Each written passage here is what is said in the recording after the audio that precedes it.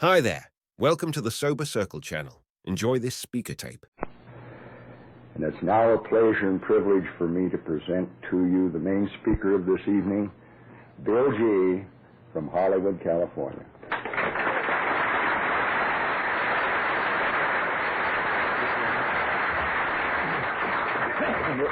Good evening, folks. My name is Bill G., and I'm an alcoholic.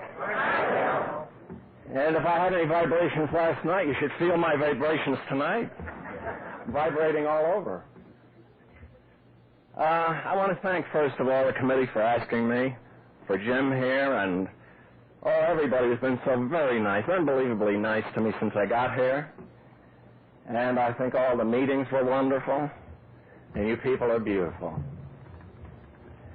And now I'll plunge into my trials and tribulations in AA. Since when I was 11 years old, I got a cold. And with it, a sore throat. And that sore throat was bad. It was so bad that nothing would pass it. I just couldn't swallow. So Mother made a home remedy, which was an eggnog. And in this, she put some milk and an egg and a little vanilla extract, and a shot of brandy, and a lot of ice. Mixed it up. And that went right past that sore throat, so nice and cold and good. Now, I had always hated eggs. But I'd always heard how good they were for me. And conditions were such that I would come home from work, or Mother was working, I would come home from school and make my own lunch and go back to school. And after this incident, I would make an eggnog exactly the way she did. And sometimes on the theory that 2 eggs are better than 1, I would have a couple of these ones and go back to school. And a week later, I got a note to take home, which required Mother's presence at the school. And when she got there, the teacher said, well, William seems to be all right in the morning. But in the afternoon, I know this sounds unbelievable, but he appears drunk. So then I quit drinking for 6 years. But when I started up again, I started hot and heavy right from the very beginning. I had an assortment of jobs. I worked backstage at a theater in Greenwich Village for a while in New York. It was one of my duties to go across the street to a speakeasy and get containers of beer and booze from members of the cast and the other stage personnel, and of course myself. And there were parties after every show, and life was young and beautiful, and I did a lot of drinking and never suffered any ill effects. Well, as I say, I had an assortment of jobs, and finally I started to write for a magazine in Connecticut, and through that I got an offer to go with NBC to write radio shows. And I did this, and I would do most of my work at home. And I would sit there at the typewriter, and next to me would be the jug. And at that time there was a cartoon, a popular cartoon appearing in the papers called What's Wrong with This Picture? And I used to think about that. I thought there's something wrong with this picture, because here I am, or I'd be writing Death Valley Days or something, and I'd be half stoned, or maybe completely drunk. But it didn't seem to hurt anything I was writing in those days. And I went along, and eventually this job grew into calling on radio stations in regard to programming and sales. And I traveled around the country a good deal, and every place I went, that bottle went with me. And I was away from management a good deal of the time. And again, everything was very enjoyable, fine, no problem. Now, in January 1940, I had been to San Francisco to an NAB convention, and I got back to New York, and somebody said, Bill, what's your draft number? And my draft number didn't bother me. I'd been to the newsreels and seen all these goldfish bowls with millions of numbers in them. And so I said, well, I don't know. And he said, you ought to find out. You might be in the Army and don't know it. So I went in my office and thought that over and decided to call the draft board, and I did. I said, this is Mr. Garrland, and I'd like to know my draft number. "Oh, Mr. Garrland," he said, "yes, we sent you a letter yesterday." I said, "Yes, but what is my draft number?" He said, 8. And I said, like, 1, 2, 3, 4, 5, 6, 7, 8, thinking of these millions of numbers of these goldfish bowls. You know, I had never won a lottery.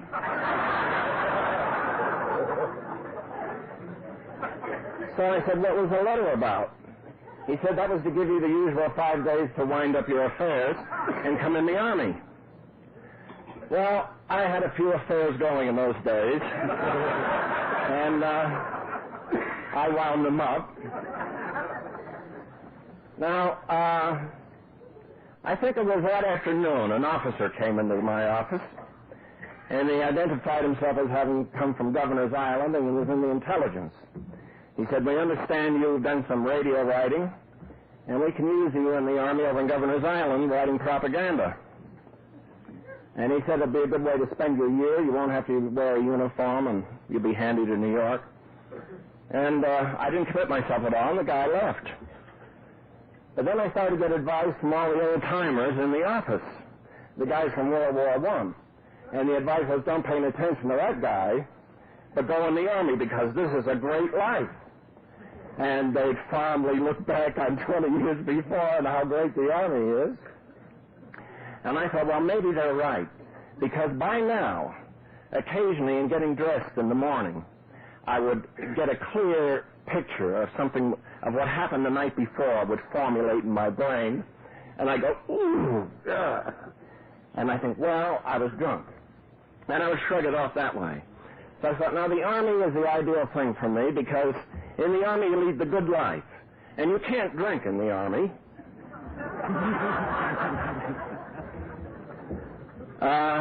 There's a lot of discipline, and you have to go to bed very early at night, and you have to get up early in the morning. And I could picture myself walking guard duty at night, you know, and brushing up on my astronomy, looking at the stars, and breathing in all that fresh air and getting rid of this post-nasal drip. And finally I went in the Army, and for some reason they put me in a medical detachment. Now in the Army, the medics and the cooks are buddies.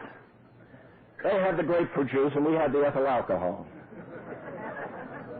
And I drank a lot of ethyl alcohol and a lot of grapefruit juice, and I drank it and everything. Now, I didn't get into too much trouble in the Army, and I think the main reason for that was that my officers were doctors first and officers second, plus the fact they drank as much of this ethyl as I did. And we spent a lot of time in the pharmacy trying to make this stuff palatable.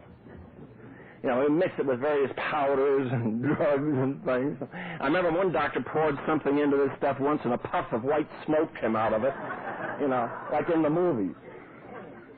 Well, we could never really get this stuff to be palatable, but you get used to it, you know, just like martinis. They finally start to taste pretty good. Well, as I say, not too much trouble in the Army. I got overseas. I remember one incident. The doctor and I had gone ahead of our regular outfit. We were reconnoitering for an advance aid station. And we were assigned at that time to an anti-aircraft and anti-tank battalion. And we got to the little town of Salzwedel. And the doctor and I drove into this town, and Salzwedel, not unlike many other German towns at that time, was a city without men. Just women. And on top of this, there was a concentration camp in this town in which there were 3,000 women of all different nationalities, including a band of gypsies. Well, we drove in, and these people streamed out of the concentration camp, and they threw flowers and twigs and things at our Jeep, you know, and pressed against. They actually damaged the Jeep a little bit. And, you know, the conquering heroes. And across the street from this concentration camp to 3,000 women, plus all the other women, there was a warehouse full of schnapps. Now, alcoholic's paradise. Although we were fairly glad to see the rest of the outfit catch up with us 3 days later.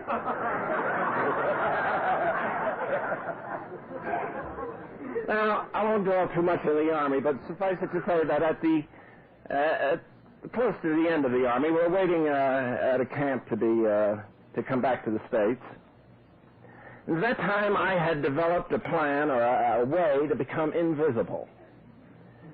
I had a way of building a sort of a brick wall around me so you couldn't see what I was doing if I didn't want you to, I thought.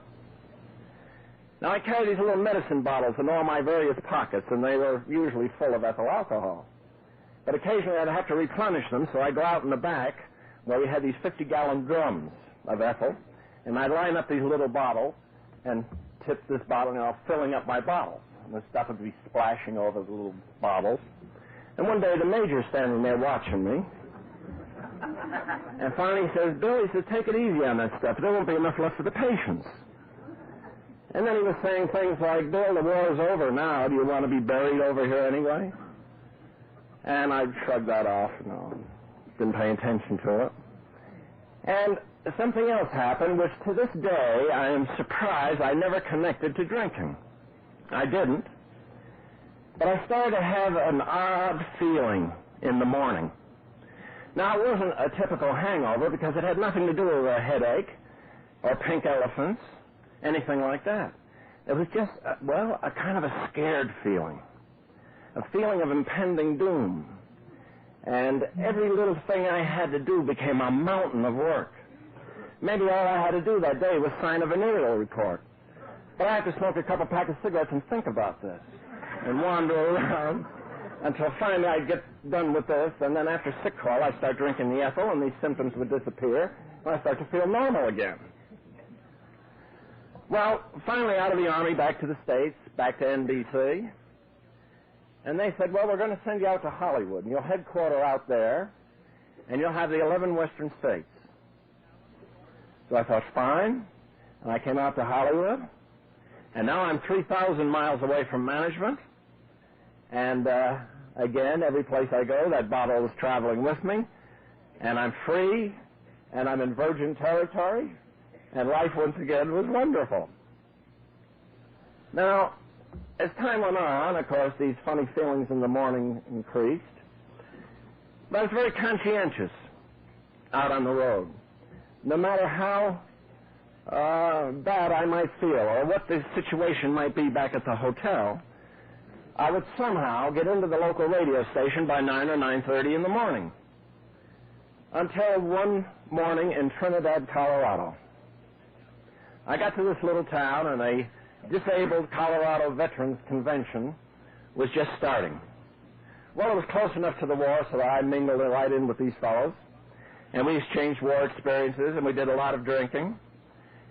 And the next morning, I'm come to in my room, and I'm feeling bad again, and I'm itchy all over and shaking and nervous and impending doom.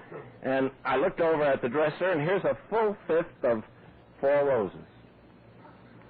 Now, for the first time, the idea occurred to me, why do I have to get into that radio station this morning? And immediately a flood of excuses came in. Well, the station manager is out of town for a day, and you had to wait for him. Well, he could be out of town for 2 or 3 days. Or you got snowed in. Or you're sick. And besides, who's asking? And with that, I reached for the jug, and 10 days later, I'm the only disabled veteran left in the hotel.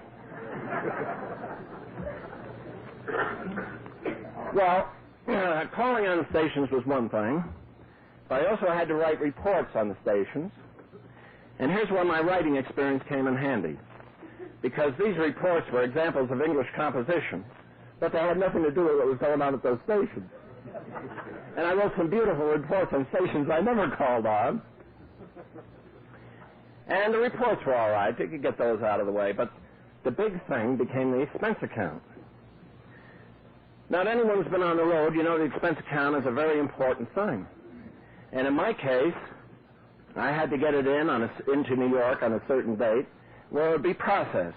And then they would send a check to cover the expense report wherever I would specify. I'll be in Butte, Montana, Monday morning. And these expense reports were 10 by 12, I guess, and they were all lined. They had little squares in them. They were all columns, and I had to write in these little columns. And across the top it said, no erasures permitted. So I thought, this has to be done right. And usually I would strip down to my shorts and use the desk for a bed, or the bed for a desk. And then I would have paper and pencil and scratch paper and stuff and start to figure this out. And, of course, the jug, enough to calm down to write in the little squares, but not too much because you have to keep your wits about you. So I start to put in these little figures, you know, and all these columns and add them up and get a different answer each time, and oh, boy, and more to drink and try it again. And well, this got to be a terrible thing.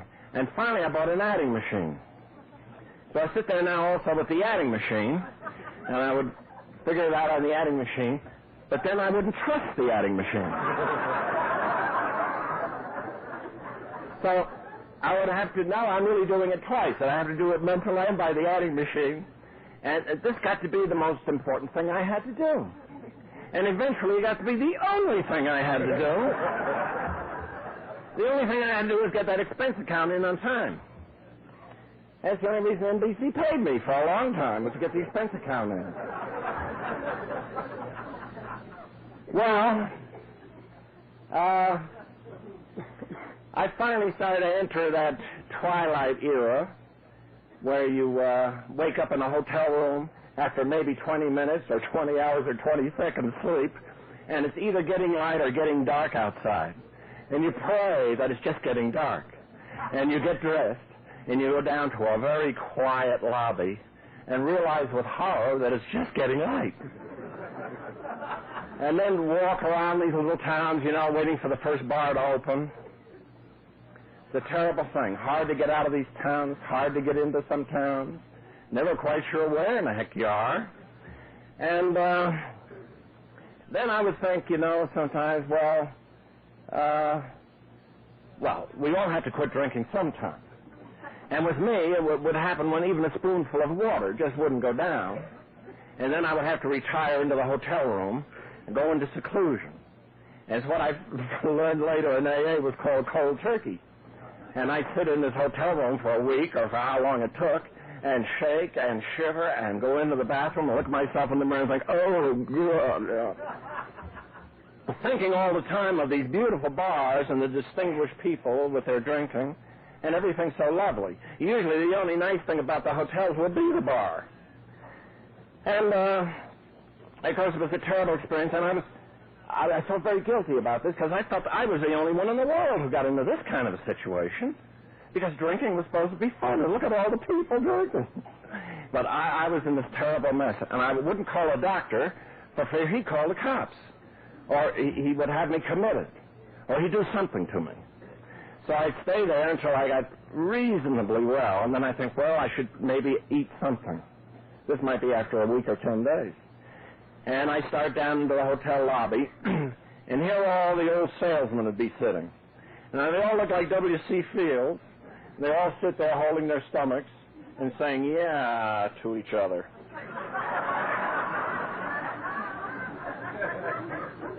So I look at these guys and think, oh, no, you know, that's going to be me in another few years if I live that long. And I think, oh, but poor me, you know.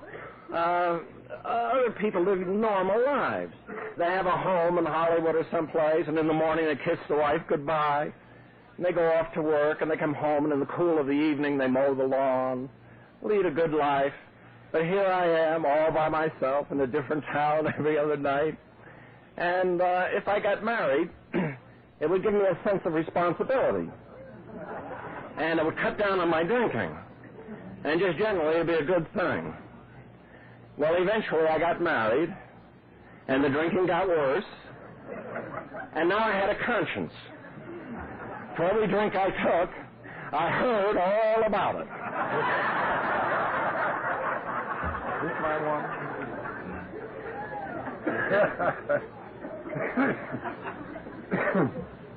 Now, I was also the kind of a drunk who never had a drink when he really needed one. You could be absolutely certain on election day I'd be dying for a drink. But you could be equally certain there wouldn't be a drink anyplace around. Now, this changed. One night I was over in the other end of Los Angeles, southeast Los Angeles. It's about 2:30 in the morning. And I got into my car, and I got all adjusted in the car and all ready for the long trip home. You know, close one eye. I always drove with one eye to hold down the images. Now, at this time, I was living in Reseda.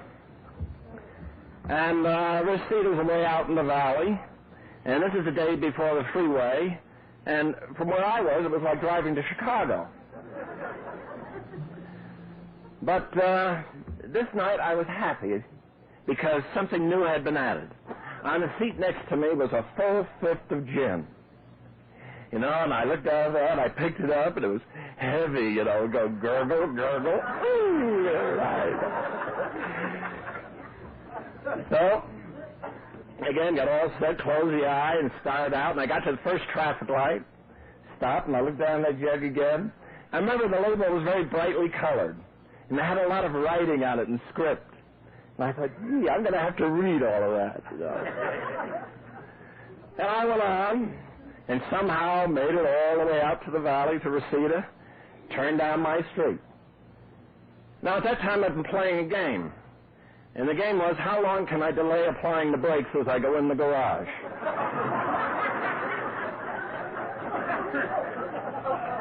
Now,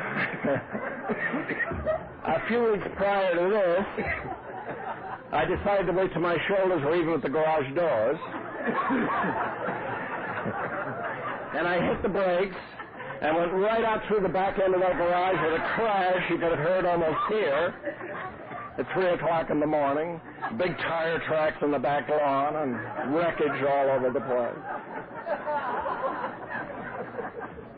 But we never learn, and I decided to play the game again.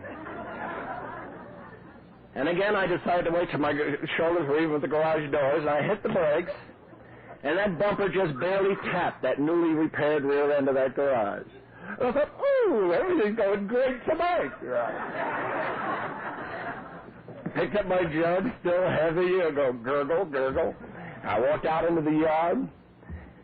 Now, I would say that Reseda, incidentally, is a very hot place in the summer.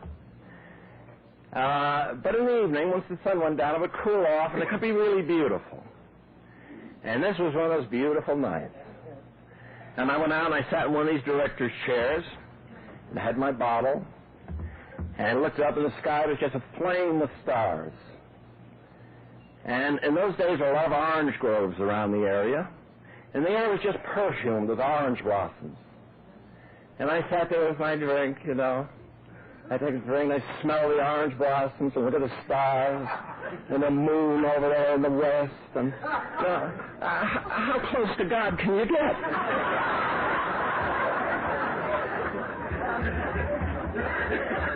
So finally, I noticed a bush about halfway down the yard, and the moon was shining on this bush. And I thought, what a beautiful bush. I'd never noticed that before. And I thought, what a wonderful air-conditioned place to hide my bottle. So I sat there and enjoyed the beauties of the night, and finally had a nightcap. I went on and put the jug behind the bush, and I went on into the house, and on into my room. Because by then, I had my room.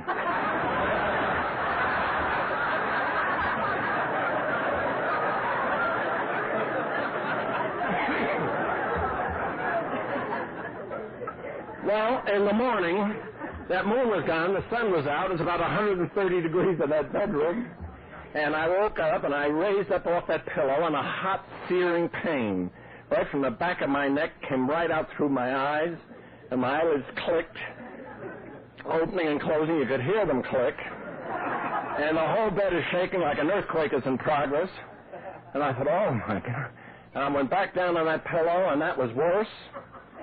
So I sat up and I assumed the old position of trying to hold myself together because I felt I was going to explode, staring at my toes, and the heart going bang, bang, bang, bang, bang, you know, and then start to sweat, and then get a chill, and you have to go get a sweater, then the sweat come back, and oh my God.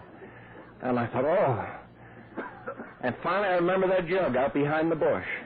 I thought, thank you, God. Went to the closet, put on a pair of pants and a T-shirt, and I started out through the living room to go out in the back to get the jug. the wife and the mother-in-law sitting at a table drinking coffee and smoking cigarettes in front of a window which overlooks the whole lawn. So I did a U-turn and went back in the bedroom, and I sat there. I thought, well, you know, they can't sit there forever. And about 20 minutes later, I thought, well, maybe they can. So I just went right out, past them, out the back door, into the garage, and I got the lawnmower and put the grass catcher on it.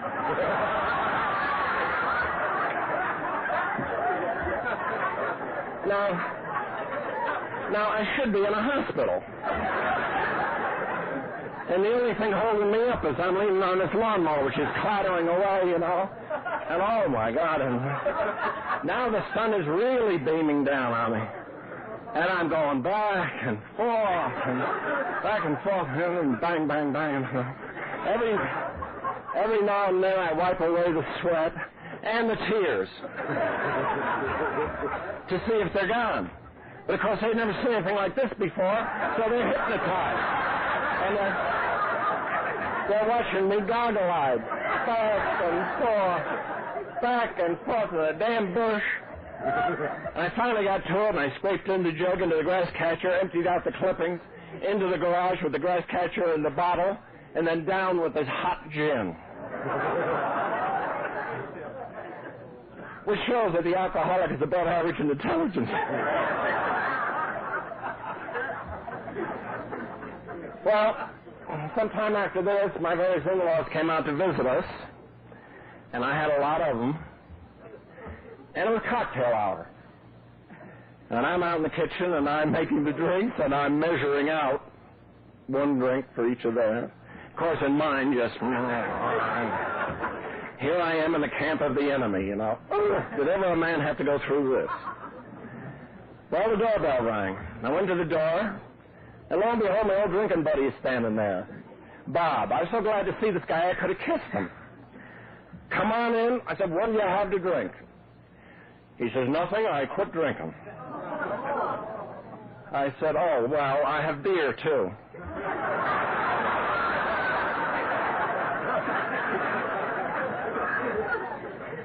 No, he says, I joined AA. And I went out in the kitchen, I thought that poor SOB got so bad, he had to join AA. Now, this from a guy who's told everybody and his brother, you saw me take my last drink. This time I'm through. Never again. And finally, when all this would start to nauseate even me, I'd say, don't say anything to anybody. Just don't drink anymore. And I'd go out for a couple of weeks and then off again. Well, finally, I had to go to Seattle. And it was just to Seattle, so I decided to fly up there. Now, I didn't arrive on Monday morning. It was a week's work, I figured, and I didn't arrive Monday morning or even Sunday night. I arrived noon Saturday. And by Monday morning, well, as far as the whole trip goes, I know I'm called on the NBC station up there. And I hope to this day that's the only station I called on. And 10 days later, I'm sitting on the side of their bed, same old position, trying to hold myself together, staring at my toes. I'm dying, sweating, shivering, and broke. Well, finally I had a bellboy to go out and get me one of these little bottles, and I drank that, and that calmed me down enough so I could write out a check. And he took the check and went out, and he bought a lot of these little bottles, and I put them in all my various pockets. And somehow I got packed, and somehow out of that place, into a cab, out to the airport, and in those days down to Burbank. Well, the wife met me at the airport and drove me home. And at 4 o'clock that morning came the loneliest time in the world for an alcoholic. I was sitting in my chair there by myself, and I was out of booze, and I wasn't real drunk, and I wasn't real sober, and I really started shaking. And I get up, and I look at the clock, and it was 4 o'clock. Well, I'd light a cigarette, and I'd put it out and walk around and sit down, stand up, go get a sweater because I'm getting chilly, then take it off because I'm starting to sweat, and into the John for the dry heaves, and then weak and shaken back to this chair and sat down. And after about 4 hours of this, I looked at that clock, and it's 5 after 4. Wow, that was a long night. But every long night must end finally, and gradually the city noises started up, and it started getting light outside. And the bed squeaked in the bedroom, and the wife went in the kitchen and started frying bacon and eggs. She asked if I wanted some, and that sent me back into the John. And about 9:20, the phone rang. And she answered and started to come at me at the phone. I said, if that's the office, I'm sick. Which I was. And she says, well, it's Bob. I didn't want to talk to him either, but there was a phone. I couldn't talk. I just croaked. Hello. Hi, Bill. He says, I called the office, and you weren't in. I'm just wondering how you were doing. I said, oh, God, I'm dying.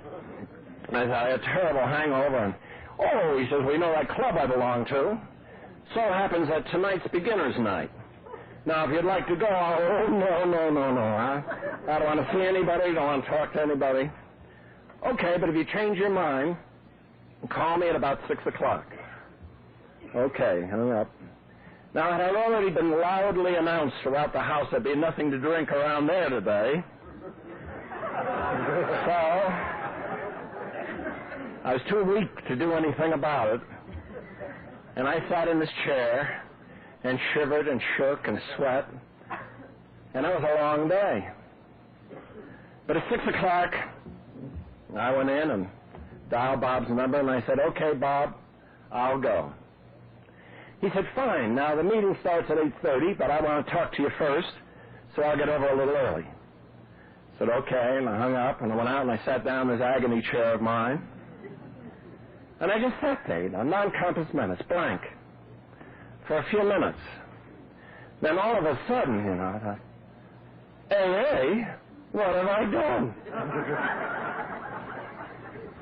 Those people quit drinking forever. I thought, oh, no. That didn't mean to tell me that next Christmas I can't even have one Tom and Jerry? And this was in January, mind you.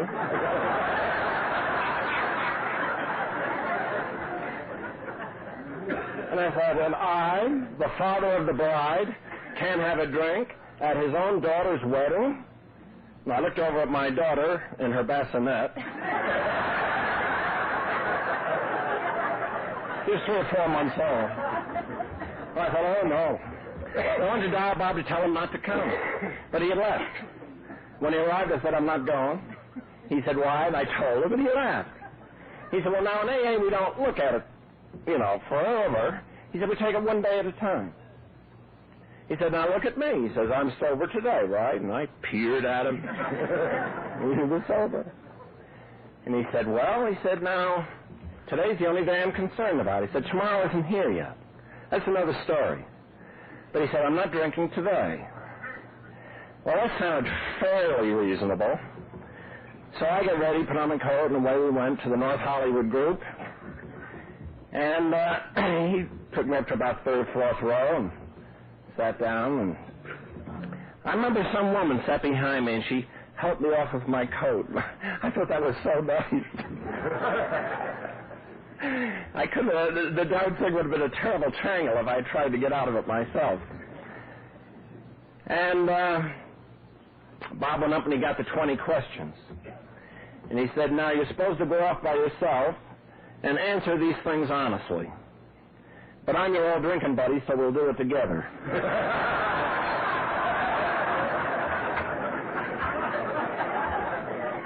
We'll do it together.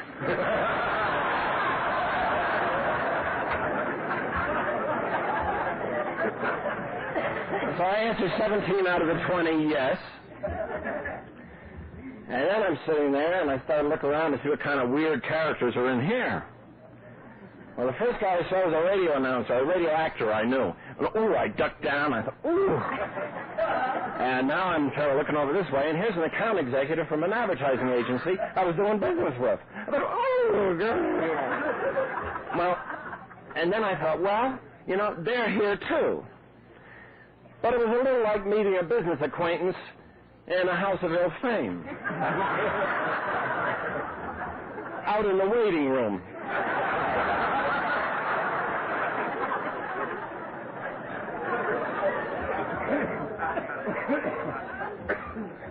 Well, the meeting finally gets started, and the fellow reading the steps that night did something I've never seen done since. He got to the first mention of God. He said, there was one who has all power. That one is God. May you find him now. Now, all this takes a minute or two to tell. It actually happened in a second or two. As soon as he said that, that was like hitting me in the stomach with a baseball bat. And I nudged Bob to say, let's go. Now, I don't know what I expected from AA. I thought they were some kind of a sophisticated, exclusive club that had some kind of a secret, something different. But the last thing I expected to hear was God, because God didn't work. The priest used to come and talk to dear old Dad. That never did any good. I had a friend who has an aunt who's a nun. She had an entire convent praying for this guy to quit drinking for 20 years. And he's still drinking.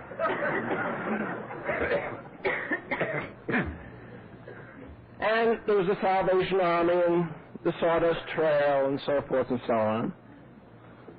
And the next thing this fellow said was, now, he paused. He stopped reading the steps. He paused and he said, now this doesn't have to be the God of your childhood. He said, this is a power greater than yourself. He said, this could be the moon. He said, or a tree. He said, if you can't accept this, take the collective intelligence of the people in this room as a power greater than yourself. Or, if you can't accept that, keep an open mind. Well, that's enough to make anybody relax, and I did. And the meeting went on, and I identified with everybody who talked. And I thought, gee, this is the greatest thing I ever heard of. And that night I bought the book, and I took it home, and I read almost the entire book that night. And I went to bed. Now, according to my timetable, I had at least 4 or 5 more nights, of dropping off to sleep for a few seconds and waking up and answering phones that don't ring. All this kind of thing. But that night I slept. And the next day I felt fine. And now I fell into a pattern of every Monday night I go over to the stag group at North Hollywood Clubhouse, and I would sit there in the back. And as I look back at it now, I was very uptight. I would sit there, and I think, I'm going to get this. Ooh, I'm going to get it. I'm not going to drink anymore. Ugh. And once in a while, some guy come up and he said, well, I had a slip. I was like, oh, how can you do that? I'm going to get it. So one night, there's a guy giving me a little talk, and he's banging that podium, and he says, unless you find God, you're going to drink again. Bang, I thought, ooh, I'm delinquent there. I don't even know what he looks like. So the next day, I went over the Blessed Sacrament, and I saw 2 priests, had a talk with them. Then I talked to a minister. And then on the theory that Jews don't have too many drunks, I talked to a rabbi. And then I bought a big book on Hindu philosophy and another one on Chinese philosophy. And I got wound up real good and exploded like a rocket in 17 different directions. And I ended up blind drunk and finally with a terrific case of the DTs and a padded cell in a county hospital. Wow.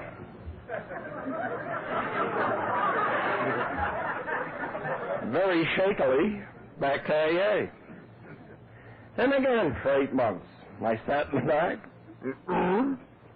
And finally, one night, there's a guy giving a talk, and I thought, well, he sounds like a nut.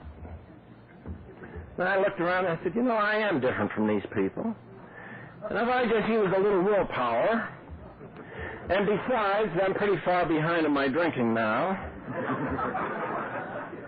You know, this is like making love.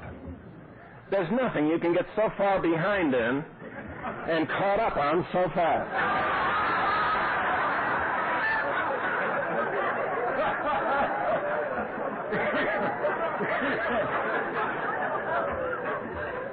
Well, I went out to catch up on my drinking fast. And again, back to AA. Well, now started a terrible, disgraceful era in the history of the North Hollywood Clubhouse. As I was in and out and in and out, oh, it was just terrible. Just terrible. I was a disgrace of the club, and but I was very conscientious. Every time I'd come back, I'd say, and go up to the secretary and get the book, sign my name and date of last drink. Until one night he stopped me. He says, wait a minute. He says, you see all these pages here? He says, that's all your name and date of last drink. Wait till you're sober 6 months. Don't sign the book. So I go on. Well, one night I'm coming off a real bad one. And I heard in AA one guy who tried to taper off. And, of course, I was trying to postpone the inevitable. And I thought, maybe I can do that. So I'm in my room, and I have a jug, and I'm tapering off, you know, because drink, but not too much. So I'm sitting on a stool, and I have the book open on the bed. I'm studying chapter 5. And I thought, you know, there's something about this program I'm doing wrong. Now, make amends. You're delinquent. Who did you ever make amends to? Nobody. And like charity, it should begin at home. That's right. But it takes a lot of courage. Yes, it does. So I then put on my coat and I went out in the living room, and the wife and the mother-in-law are watching the TV. So I went over there and I stood there, and they didn't even look up. I knew they knew I was there. They could have smelled me. And so finally I cleared my throat like I got an announcement to make. And finally they looked up, and I said, I forgive you.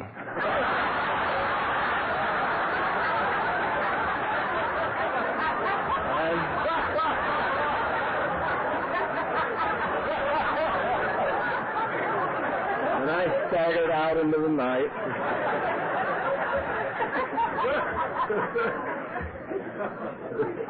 Now, meanwhile, back at the clubhouse, it was just terrible.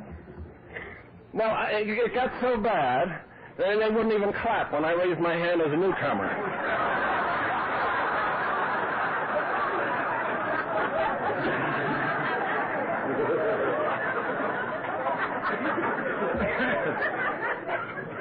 So I thought, well, I'm not going to have any more slips in AA. I'll just resign. So I resigned. I went out into the bars just like the old days, and I sat up on those stools and drank. With one difference. I would now eventually preach the gospel. Sooner or later, I would turn to the guy next to me and say, why don't you go to AA?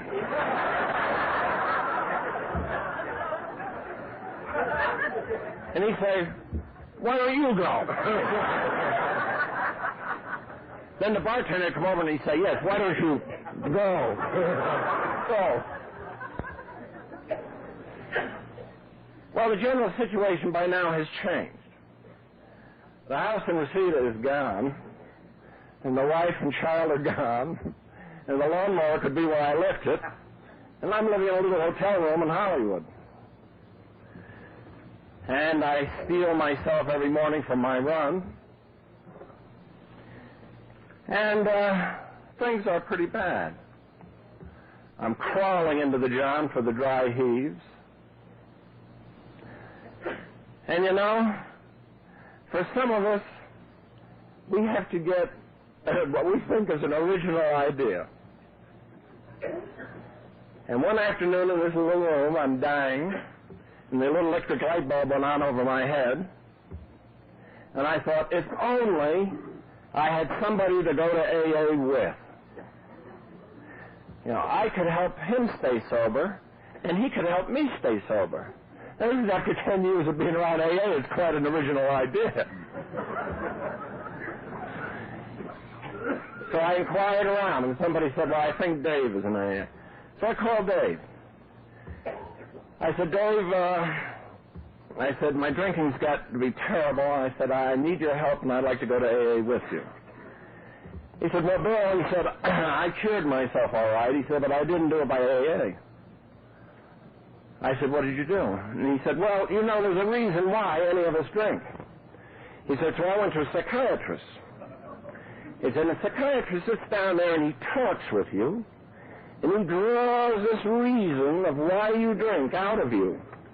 And he puts it right out there on the table in front of you, and you both stare at it, and it disappears. Well, now I was glad I called him. I said, what was your reason for drinking? He said, an unhappy sex life. I said, well, what did you do? He said, well, I left my wife, and I'm living with this chick, and we drink martinis. He said, I don't have any problems. Well, now, I knew I was glad I called him, and I hung that phone up in kind of a trance. I thought, now, there's a department I could check into. So I went out to check into my sex life, and the next time I got out of the hospital...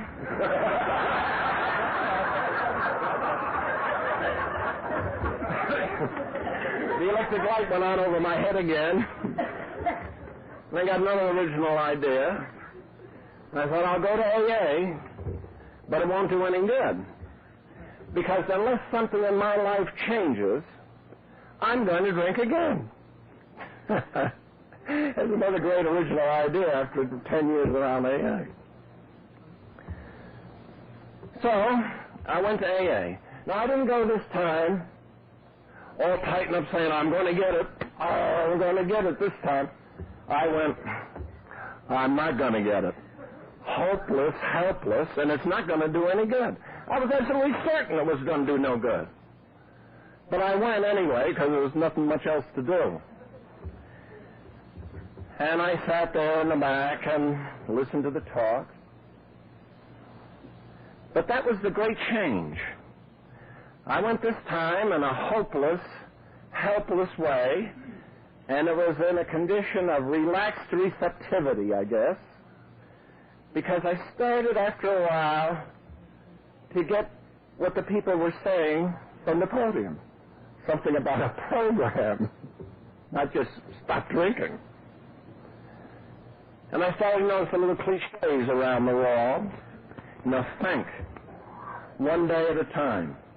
Easy does it. And I started to notice our beautiful Serenity prayer. And then I started to use it. And gradually I settled down and I was just absorbing all this information. And one night I was at a meeting over the old motion picture group, which was a large group. I guess there were 300 or 400 people in that group. And this particular night I looked around and saw all these people, all different walks of life. There were actors and doctors and psychiatrists and plumbers and carpenters and salesmen.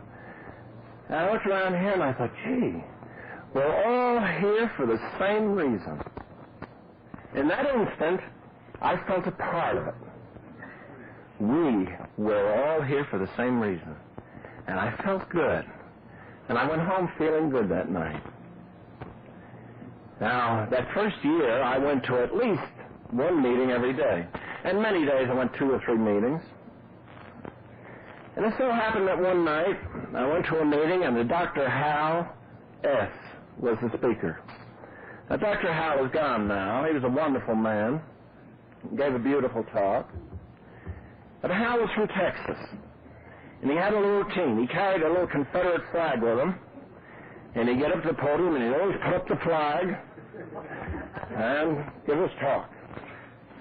And the first time I heard him, he talked on the pathology of alcohol on the body. And it was a very interesting talk. And I went home that night, and I said, gee, that was great, you know. And he's a doctor, too. And look at that. He was as bad as you were. And he was just wonderful. And now it so happened that every other meeting or so I go to, the speaker would be Dr. Hall. Now, not only around Hollywood, I might be in Phoenix. And they say, well, our speaker for tonight, flown in from Hollywood, Dr. Howe. And I thought, gee, I'm hearing a lot of this guy. You know, he come up with his little flag, and actually it started to get kind of a drag after a while. And I remember one rainy, cold night, I went over the motion picture group, and I sat there in the back, and the chairman said, and our speaker for tonight, Dr. Hal S. I thought, sure, fits the night. Now, you know, we used to hear down around Los Angeles an awful lot about resentments. We don't hear as much as we used to, I think. But whenever I hear about resentments, I thought that didn't apply to me. Because I didn't resent the ex-wife. I didn't resent my boss. I didn't really feel that I resented anybody. I thought that part of it doesn't apply to me. But here I was, developing quite a little resentment. And it fitted the night, and I sat there, and I noticed they carried a blackboard up on the stage behind Hal and gave him a piece of chalk. I thought, oh, boy. So Hal said, I've been making a study of why people slip in AA. The expert, the ears went up, and he took the chalk and he went over the board, and in big letters he wrote, resentments against other members of AA.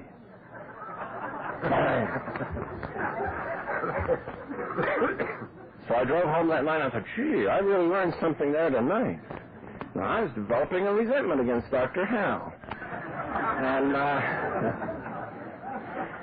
And these things are very contagious, you know. After a while, you don't like the way she wears her hair, or the way this guy talks, and so forth and so on. And that has nothing to do with it, because AA is a very personal thing. It's how it applies to you, between you and that book, between you and that program, a very personal thing. I thought, oh my gosh, that was good. But I kept going to meetings, lots of meetings, and I kept running into Dr. Howe. I sat there in full tolerance. And I'd be in Denver, and our speaker for tonight, Dr. Howe S. Now, one night I was in Albuquerque. That was a fairly safe town.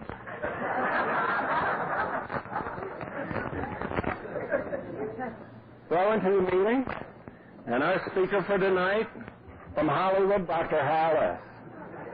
Dr. Hal got up and put up his little flag. I thought, I can't believe this. Now, well, this is like, it just can't be happening. But tolerant, though. So Hal said this night, and by the way, at this point, I was coming along pretty well in AA, except that I still could not really latch on to any concept of God. So Hal said, I've been making a study of the Bible. And he said, tonight I'm going to give you an analogy of one of the parables. He said, there were 4 men on the way to Capernaum to hear the Master talk. He said, along this hot and dusty road, they came upon a very sick man. This guy was so sick that he carried his own bed with him. Every now and then he had to lie down on the bed and rest. He said, but these 4 fellows, he says, probably good members of the North Hollywood group.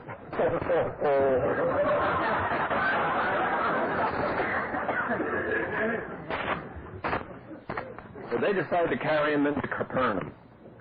So they each took a corner of the bed and they carried him in. And Hal described the architecture of the day. And he told how the houses were built in a crescent shape in the front, and within the crescent was a patio. And in one of these patios, the master was talking to a throng of people. And these four fellows came along with the sick guy, and they couldn't get anywhere near him. They said, these fellows, he said, clever, they went around the back of the house, and by means of ropes, they got him up to the roof of the house, and by means of the same ropes, they let the sick guy down right in front of the master, who looked at the sick guy, and he looked up at the roof, and he said, their faith has made thee whole. And in that instant, my last problem in AA was over. Because it was your faith that was keeping me sober. Not mine. I didn't have any. But I had then been sober over a year. So my higher power became an AA. The God in each of you. And the love and the power in every AA meeting.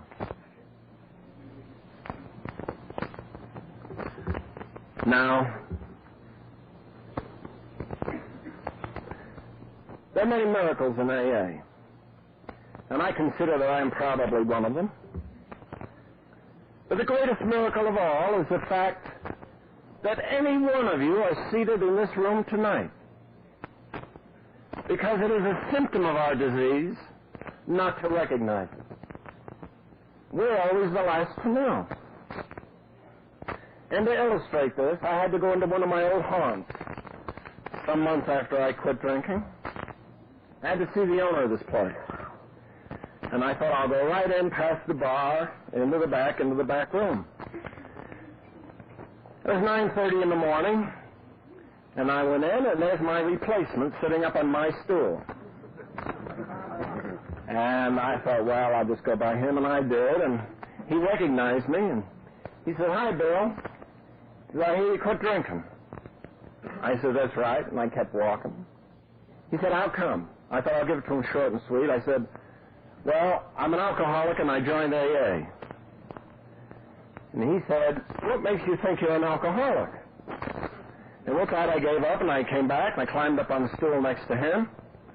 And for 20 minutes, I told him about these shivers and the shakes and the sweats and the dry heaves and all this terrible horror story. And at the end, he looked at me and he said, Hal, he said, you're no alcoholic.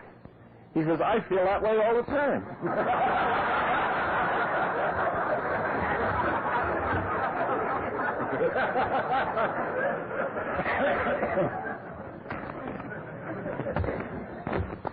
Funny little things happen around in AA.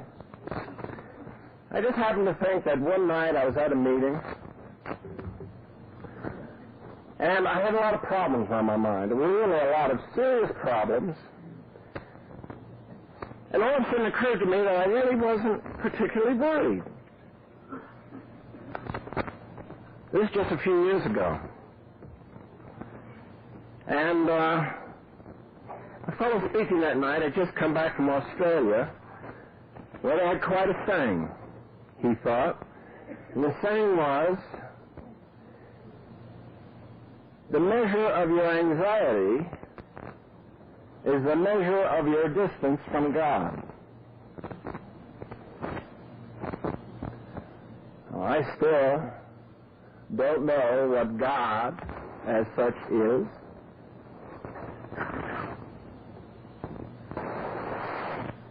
But I know this is true, whatever God may be.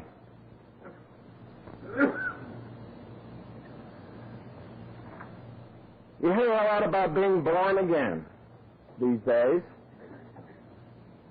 And that's exactly what happens to us when we come into AA. We have to be born again. When we come into AA, alcohol is woven through the entire tapestry of our lives. To the extent that how can you get up in the morning without having to prime the pump? And how can you enjoy a good meal without at least a little wine to make it more palatable? And how can you listen to a new record on the hi-fi without a drink to make the music more beautiful? And how can you make love without having a drink? And finally, how can you go to bed at night and go to sleep without having a drink? So we have to learn all over again, like little children, of how to live. Just the way those normal people out there did maybe the first time. But we have the advantage. We know both coins, both sides of the coin of life. We know all about hell. We've already been there. And we have a yardstick to measure the beauties and the disappointments and the heartbreaks of life and to put them into perspective.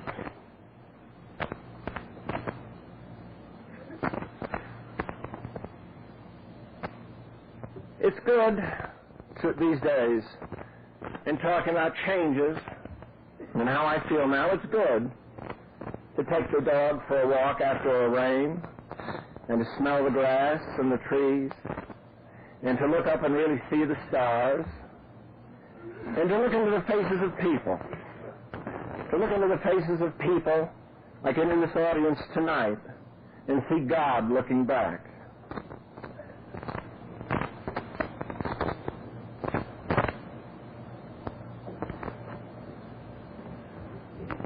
I want to say that it's the simple things in life that now I enjoy most. I enjoy it in the sense of awareness.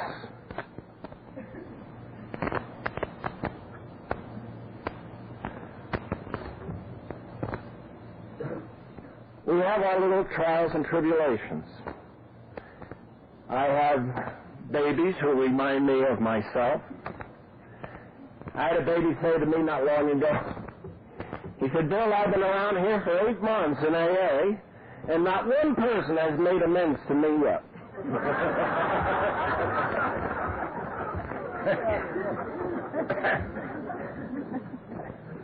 There's another fellow, he's been around as long as Bill Wilson, and he still doesn't have a year. And I said, "Well, Art," I took him over. I get these guys. And I said, "Well, now, you have the book. What do you think of the steps?" He said, "Well, I think they're fine." He said, "I agree with them." I said, "But you're supposed to work them. You're supposed to try to do these steps, to take these steps." "Oh, well, yeah. But, And he's slow. Well, he's slow, but I have high hopes for him nevertheless. I don't think there are really any hopeless cases. Because I was pretty hopeless. And incidentally, I frequently forget to mention how long I've been sober. And somebody came up to me after a talk about 6 months ago, and he says, "Well, when did you finally quit drinking? This afternoon?"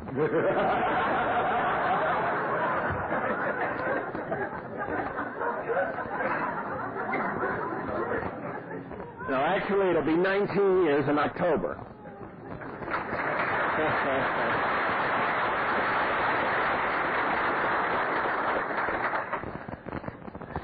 Well, I think I've made most of my points here tonight.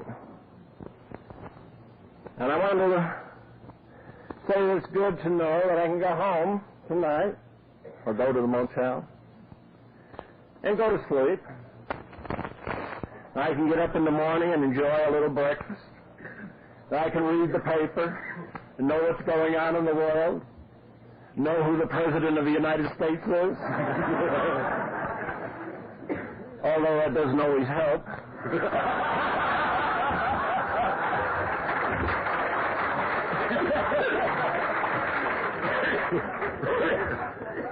I miss the Eisenhower administrations altogether.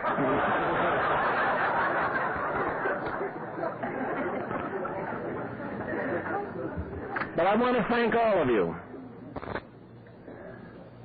Every one of you for making me aware of a life I might have missed altogether if it hadn't been for you. Thank you.